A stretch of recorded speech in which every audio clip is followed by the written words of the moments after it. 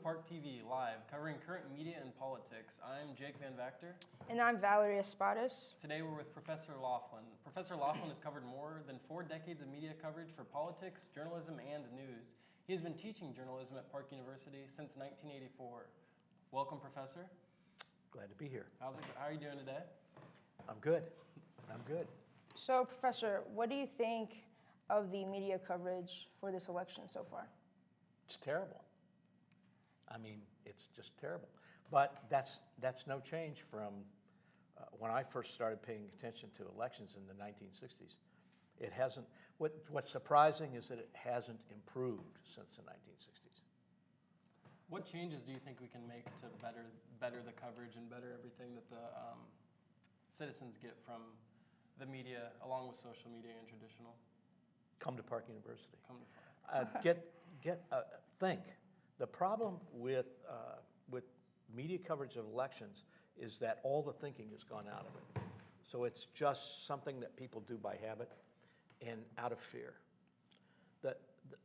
One of the most important things to change media coverage was the assassination of John Kennedy. After Kennedy was assassinated, and then George Wallace and Bobby Kennedy, every person who covers the campaign, particularly in the primaries, believes they have to be there with the candidate every day, right, which means that they're stuck, they're captured. They don't get out and interview regular people, and that's one of the biggest problems with campaign coverage. It's about what the candidate said and where they said it and where they are in the polls. So you feel a lot of the time they're just like filling dead space almost because they have to talk about something regardless right, if nothing important's happening? Right, and so it's just the same thing over and over again. And that creates this tremendous reliance on polls. And that turns the coverage of the campaign into coverage of a campaign like it's a baseball season. You know, in 1980, I wrote my master's thesis on the campaign.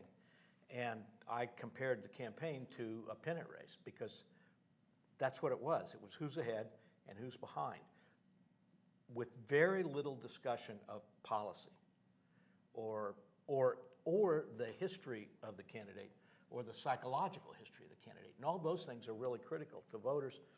Very little of it in campaigns in 1980 and almost none of it in campaigns in this crazy campaign today. Don't you think it puts a lot of pressure on the candidates themselves too, just to talk about some things to get their self out there? Like we see Trump a lot.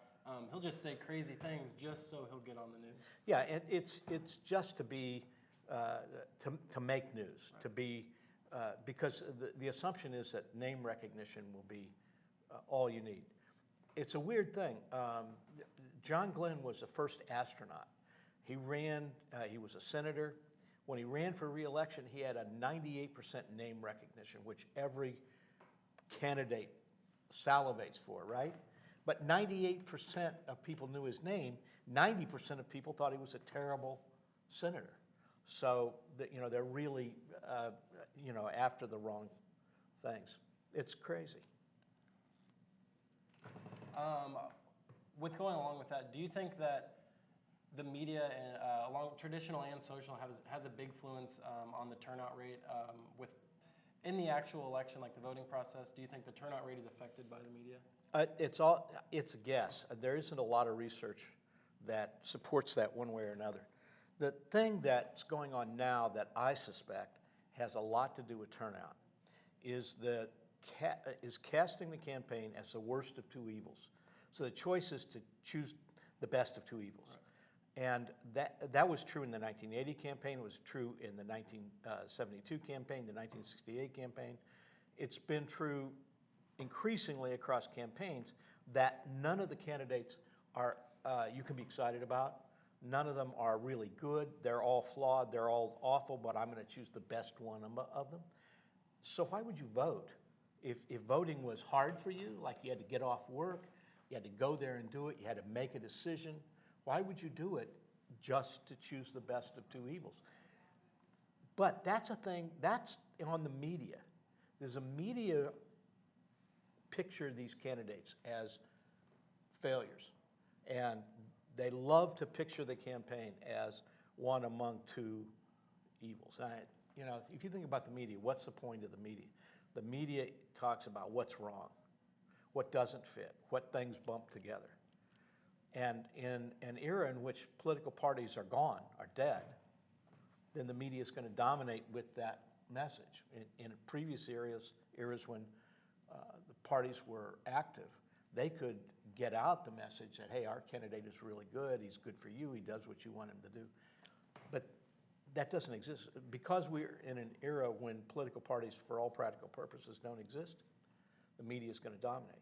Why do you think there was a switch from, really promoting your candidate into now we talk about, like you said, the best of two evils? Well, there are two reasons. Political parties dissolved by 1968. For all practical purposes, they no longer did what they did. They didn't bring people to the polls. They didn't communicate with their members. They didn't stand for anything. Whatever, they could embrace candidates anywhere along the spectrum. And the Congress had lost power to keep candidates in order. So all of that happened. But then in 1972, there was a cataclysmic event in the Democrat Party. Because the '68 campaign had resulted in riots in the streets in Chicago and riots inside the convention, which, by the way, we might be looking at coming up. Because of that, people had this image, and the media promoted it, that real politicians, bigwigs, made all these decisions in smoke-filled rooms.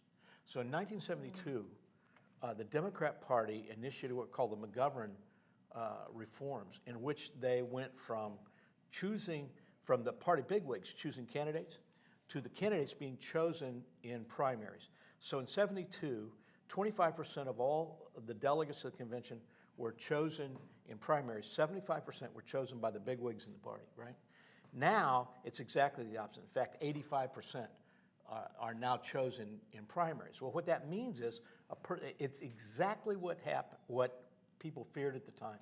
Donald Trump, a very charismatic candidate, is able to dominate in the primaries, but is unelectable. Mm-hmm. In the old days, the party bigwigs would have never allowed a candidate who was unelectable to be the nominee. Now they're trying to figure out how they can get around it, but by their own rules, they're going to be stuck with Donald Trump. It's like what you're saying. It seems like on both sides. For the Republicans, Kasich has the best chance to beat the Democrats, and then for the Democrats, Sanders has the best chance to beat the Republicans. So you're saying back then, before the '72 Act, we may have seen Sanders and Kasich both ways? Exactly. The party bigwigs, the people who needed the candidate to win, because they're mayors or governors in cities, and they need the Democrats need a Democratic president to get money to flow into the city. They're not going to go for a candidate that can't win. So they're going to very carefully choose who gets nominated based on, can this candidate win, right? That's not happening today. Both of these candidates a lot of candidates are just going to wrap it up by winning the primaries, but stand no chance of winning the general election. And it's going to be one more example of people going to the polls to choose the lesser of two evils. So maybe this is a broad question, but how do we get back there? How do we get back to running elections correctly? How do we get back to getting the best candidates forward? Somehow we have to revive political parties. That means in Congress, rearranging things so that in Congress the party can discipline members who don't go along with the party, so the party has some power. It means for parties standing for something and then being able to communicate that. It means for the media to tackle campaigns in terms of issues and policy, because issues and policy will lead to party, right? But as long as we approach it as a kind of a pennant race, we're not going to get back to that. And by the way, I don't think we can get back to strong political parties. I think that's an era that's over. Do you think the two-party system hurts that a lot? Because I know we see Sanders, who's known more of as an independent, forced to run under the Democrats just for things like funding and so on. And then Donald Trump, who has never been a renowned Republican, who's again forced to almost run it under that. You have that's big league. You have a bunch of candidates right now who no party would have accepted years ago, and so they have no meaning in terms of what the party stands for, right? Party should be a shorthand for what the candidates will do once they're elected, because people are busy. Joe grab a six-pack, he doesn't have time to spend a lot of time figuring out what the policies are. So he needs to be able to trust that Democrats will do this, this, and this, and Republicans will do this, this, and this. What you have are two candidates who don't represent what the party has ever represented, and so nobody knows, what they'll do. I mean, they're wild cards. And you opened that up. They opened that up with reforms. Beware of anybody coming to you bearing reform, because you have to think about what the collateral damage is of reform. They made it look like, well, we're not doing it in smoke-filled rooms anymore, right? Well, this is what you get. You get candidates who can win in each little bitty city, each little bitty part of the country, because they're running against 8 different people. So with 15%, they can win that primary. Mm-hmm. But then there's only 15% of the people in that state who will vote for them in a general election, and they're dead in the water. I don't think, I'm just guessing, but I think Trump loses in a landslide because of that. So how would you say the media could help get the proper candidates up? It's not the media's job to get the proper candidates. And that's the problem, because the media can't do what a political party can do, right? It's like bringing your center fielder into pitch. It doesn't work. But what the media can do is refocus on policy and issues, and refocus on personal history. To know what that candidate did in his past, in any kind of context, particularly the context of governing, is going to be critical. And we don't do that. In 1980, imagine this, Ronald Reagan runs for president in 1980. He's been governor of California, right? There is only one article through the whole campaign season that I identified in which Reagan's history as a governor was mentioned. One article out of 385 articles, one about what he did as governor of California. I mean, what would you like to know about a candidate? You want to know what they do in their opportunities to govern. Now, unfortunately, you're going to have two people. If you have Clinton and you have Trump, you're going to have two people in the general election who've never governed. Wouldn't you say a big problem, though, is that people necessarily aren't interested in learning the history of their candidates? We're more interested in, Trump said another ridiculous thing, or Hillary's, her history with her husband. We don't really care to get the right information. I don't know that that's the case. I think that we as voters would like to have this kind of information if it was presented in a way that was interesting, right? I think we would like that. We want that. But we're not getting it. And, it has to be packaged in some way that's sexier than just, well, here's the history. But crafty reporters have been crafting really good information in sexy ways forever. So it's not like not like it can't be done. There's just no interest in doing it. If you get another soundbite from Trump that is going to get you a whole bunch of Facebook likes, then you're going with it. I mean, and that's where we're at. I think of it as kind of a drive-by campaign. The candidates drive into town, take a few shots out the window, and drive on, and that's what we report.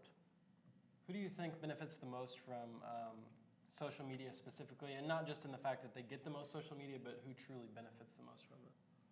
Like, obviously, I think we agree. Well, not Trump the people. The most, but, well, yeah. Not the voters. I'm a candidate specifically. I think the candidate who can be the most ridiculous is the one who's going to benefit the most from it, because it's about catching people's attention with very short, brief, inflammatory things. If that's going to dominate, then you're going to see a lot more Donald Trumps as candidates. Do you truly believe that all coverage is good coverage? It's like in Trump's situation, when they're talking about maybe No, the I don't. KKK supporting him or anything like that? No, in the first place, everything gets worn out in the 24-hour news cycle. There's a point where I bet every person in this who pays any attention has come to a point where they've said, I don't want to hear not one more word about this. You know, I've heard it all. I don't want to hear it. For some reason, we're in this loop, so we don't get anything fresh because they're tagging along with the candidate. They're not where they can get something fresh.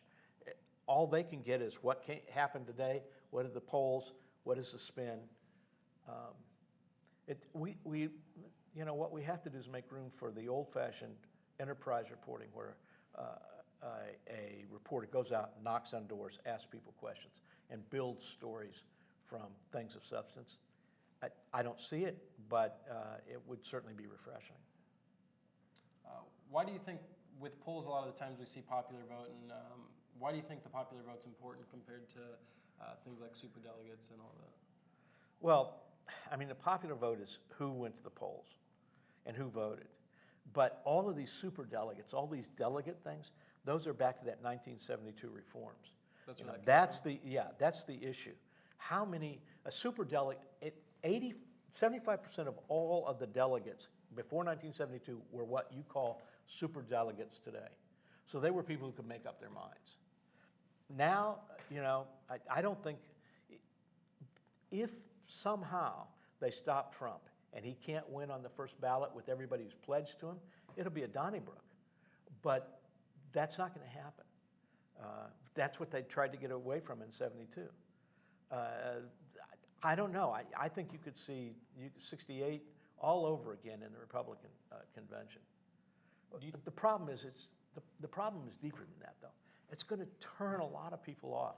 What's going to happen to Sanders is going to turn a lot of young people off because they're going to say, wow, I really worked hard. We went out, we won those states, and then behind the scenes, we didn't win those states.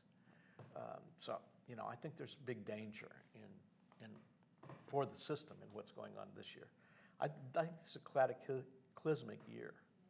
Do you think we should do away with the superdelegates then, and it should just go to like a popular vote or a vote by I think state? we should, the best thing we could do would be to take all of the primaries and hold them on one day for all the primaries, all the states, all the primaries, and make that 50% or less than the total so that people who are thinking big have more say in what the final candidate is.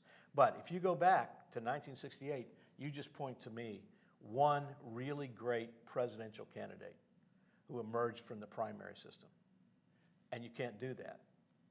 So there's obviously something terribly wrong with the primary system, which wasn't addressed in '72.